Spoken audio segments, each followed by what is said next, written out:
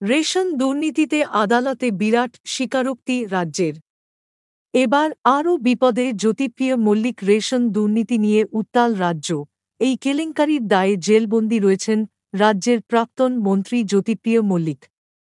এবার এই মামলাতেই কলকাতা হাইকোর্টে রিপোর্ট জমা দিল রাজ্য পুলিশ। আদালতে রিপোর্ট পেশ করে রাজ্য জানিয়েছে, এখনও পর্যন্ত মোট ৭১টি অভিযোগ দায়ের হয়েছে। মামলায় তদন্ত চলছে।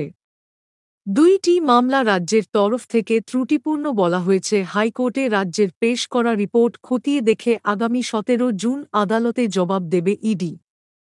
তার আগে আপাতত ২৪ জুন পর্যন্ত রেশন দুর্নীতির ৬টি মামলায় রাজ্য পুলিশের তদন্তে স্থগিতাদেশ বহাল থাকবে বলে জানিয়েছে কলকাতা হাইকোর্ট। হাইকোর্টে আবেদন করেছিল কেন্দ্রীয় তদন্তকারী সংস্থা এনফোর্সমেন্ট ডিরেক্টরেট ওরফে ইডি। রাজ্যের কোন কোন থানায় মোট কতগুলি এফআইআর দায়ের হয়েছে সেটার একটি তালিকা আদালতে জমা দেওয়ার কথা জানিয়েছিল ইডি। ইডির আবেদনের প্রেক্ষিতে রাজ্য পুলিশের কাছে রাজ্যে রেশন দুর্নীতিতে দায়ের হওয়া মামলা সম্পর্কে তা জানতে চায় আদালত।